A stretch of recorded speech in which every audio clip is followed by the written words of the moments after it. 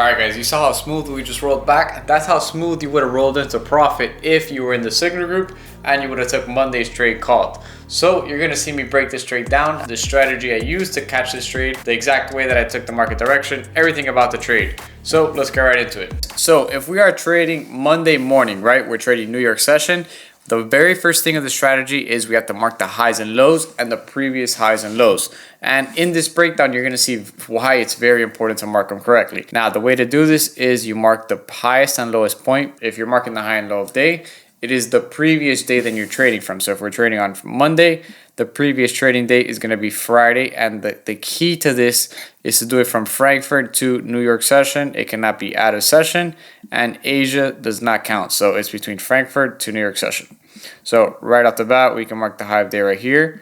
And you're going to see the very importance of this. So whenever a high or low of day is in confluence with an area supply or demand, it is a high probability trade to take, guys. So it is a higher probability trade to take when there is a higher low of day in confluence with the area supply or demand that you're trading from. That's the number one thing that you can use them for. What else could you use the highs and lows for?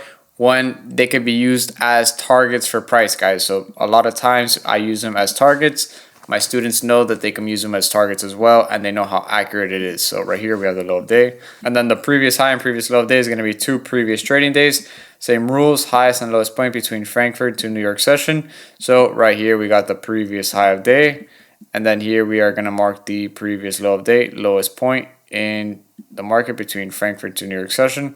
And then watch, you're going to see why we do this, guys, why it is crucial in the strategy. So now we do our top down analysis, identifying what the hell is going on in the market and where the market is going next, right? So even though I'm a scalper, I still use the weekly, the daily, the H4 time frame, because those are the time frames where we could identify what's actually going on in the market. So down here we have an area of demand that created a push to the upside. So we have a daily demand. We have a daily supply up here, which seems to be the next major target for price, because price gave a distribution to the downside. Now price is pulling back up.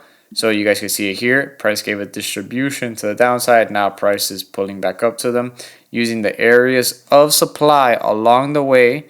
So all these areas of supply along the way, price uses them to get a pullback. And then we continue to the upside to fill the void to the candle that actually created the push. So now we go to the H4 time frame. What do you guys see here? On the H4 time frame, the next actual target for price as far as higher time frame goes is going to be this H4 supply right here.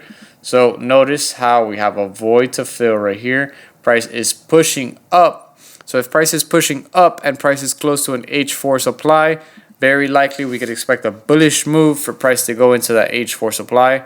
So now we could also mark this H4 demand right here. H4 demand. We mark it like this. H4. And then now we go to the H1. H1, we would mark it like this. So we have an H4 in confluence with an H1 supply right here. So this is definitely the next target for price, guys. So when you see this, what does this tell me? That we are buying. Automatically, I am looking for opportunities to buy to take me up here. Now, pay attention to the sauce that I'm about to see right here, because this is very crucial. So what do you guys see here, guys? What do you see here? I showed this to I actually traded this live with the 30-day bootcamp students, and I told them, what do you see here? We have an H1 demand that created this push to the upside. Now we go to M15, we turn on our session-based indicator. What did price do off of this H1 demand? Price pulled back into it, and then we got a push. So I'm going to delete this, but just keep in mind that price came off an H1 demand and created a new demand off of it. We have a demand right here from London, an M15 demand. So if price were to pull back into this area with an entry confirmation, 100% we will buy off this area. But since we are trading New York session, let's see what happened in New York session. So let's see. Boom, right here. As soon as price did this, I sent a buy limit in the signal group. Why did I send a buy limit right here? Because what do you see right here? So first of all, on the M15, we have an M15 demand that created a push in our session in confluence with the previous high of day. So M15 demand. We also have a M5 demand as well in confluence with the M15. So M5 in confluence with the M15 right here. And then when we go to the M1, we also have an M1. So we have multiple time frames in confluence from our session that created the push. That is valid enough to take a sell limit or buy limit from that area. If it's from our session or our previous session that creates a push, you guys know that you do not need an entry confirmation from that zone. You could simply place a buy limit or sell limit off that zone and enter. Now, I sent it with a 2 pip difference because for USD CAD, for some reason, price has been not touching the zones by anywhere from 1 to 2 pips. So I just sent it with a 2 pip difference, and this is pretty much what the trade looked like right here. We put it like this, and we adjust like that. So that's pretty much the trade that I sent in the signal group. I think I used an 11 pip stop loss, so it looked like this exactly. And you're going to see what price did. So pretty much, why are we buying from this zone? Because New York session created multiple time frame demands off of the previous high of day. Automatically, we could place a buy limit here and then look at what price did.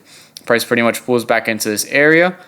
We get into profit automatically, and price gives pretty much a 1-to-1.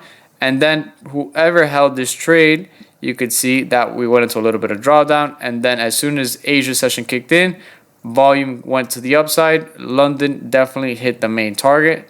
And then you can see that pretty much this trade played out perfect. So price pulled back into this area. And then you can see all the volume that came off this zone. And then more importantly, what did price do? Price went to the main targets that we said. The H1 and the H4 supply. So look at it right here. Price 100% gave us a 1-to-3 off the zone. This was the trade right here. So a 1-to-3, you can see that the 1-to-3 was literally to the H1 supply. Perfect trade right here, guys. All right, so you guys are seeing that I'm giving you the complete sauce for free. Make sure that you're taking advantage. When I started trading 6 years ago, over half a decade ago, I had to pay for way crappier information. $600 for a crappy course. And right now you have a course that someone would charge easily $1,000, $2,000 for the information that I just gave you for free. So make sure you guys take advantage of this. Click the link in the description if you want to be part of the signal group where we catch these fire trades. I'm going to beat my 23-week winning streak record, and we're going to start a new winning streak soon. So make sure if you want to be part of the signals, like I said, click the link in the description. Make sure you guys follow me on Instagram and in the free Telegram for daily heat and breakdowns. I'll see you guys in the next video. Peace.